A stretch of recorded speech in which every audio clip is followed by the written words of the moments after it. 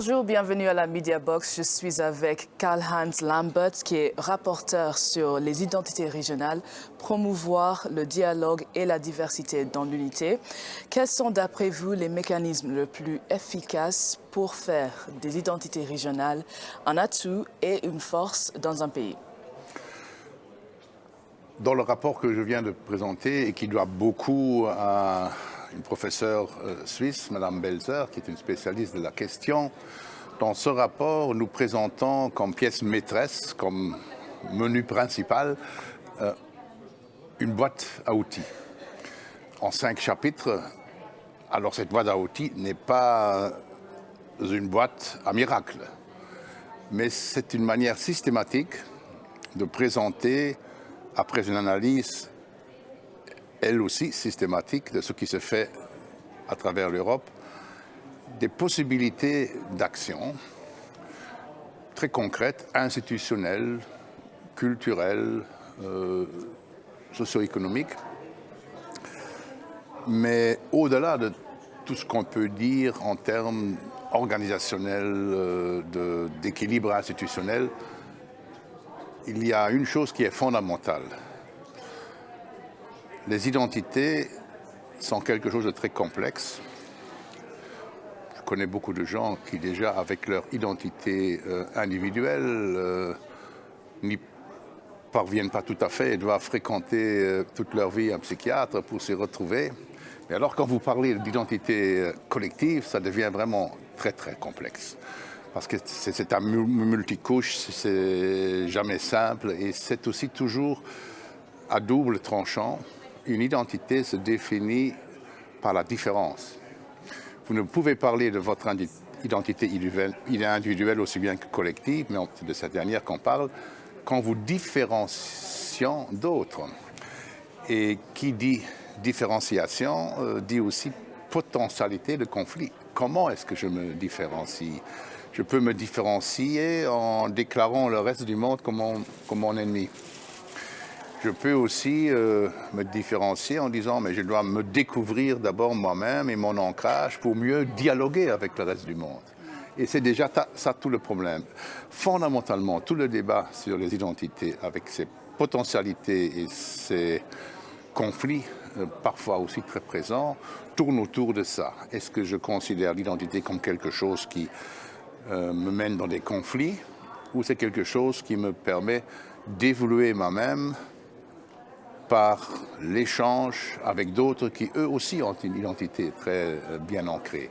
Ça, c'est le vrai enjeu et c'est d'abord à ça qu'il faut penser. Tout le reste, c'est de la technique, de l'expérience, faite un peu à travers de tous les pays. L'Europe a ceci de particulier que c'est un petit continent. Il y a juste l'Australie qui est un peu plus petite. Mais nous sommes aussi déjà, pour les frontières étatiques, le continent avec la plus grande densité de frontières. Mais si vous allez alors dans les régions, souvent vous découvrez des situations beaucoup plus anciennes que les États nationaux du 19e ou 20e siècle. Et là, vous avez une richesse, une diversité extraordinaire. Alors la diversité, ça peut conduire au chaos, mais ça peut aussi être un vrai élément de richesse. Et c'est ça l'objectif à développer. Et c'est ça aussi le sens de ce rapport, tout comme les rapports qui ont été faits ici pendant les décennies précédentes autour du même sujet. D'ailleurs, le Conseil de l'Europe est un garant de cette diversité, notamment par ses instruments juridiques internationaux, comme la Convention pour la protection des minorités nationales ou des langues minoritaires, mais aussi les instruments pour la coopération transfrontalière, parce que les identités régionales parfois dépassent les frontières étatiques. Donc c'est extrêmement riche en contenu. Il faut être un bon technicien. Il ne faut pas seulement vouloir faire quelque chose, il faut encore savoir le faire. Mais aucune technique vous permettra de réussir si vous n'avez pas l'état d'esprit que j'ai essayé un peu de décrire il y a quelques instants. Et quel peut être le rôle des médias pour promouvoir cette diversité? Ce n'est pas à vous que je vais expliquer que les médias sont très importants. Les médias, dans toute leur dimension, ce qu'on appelle les anciens médias, qui font encore un peu partie de ma vie et de mes expériences, mais aussi les nouveaux médias, les social media et tout ce qui se développe comme communication. C'est extrêmement important. Ce genre de sensibilisation se fait essentiellement par les médias. Ça se fait d'abord par les contacts directs entre les personnes, mais les médias jouent un rôle important. Pourquoi on associe toujours à première vue une identité à un conflit?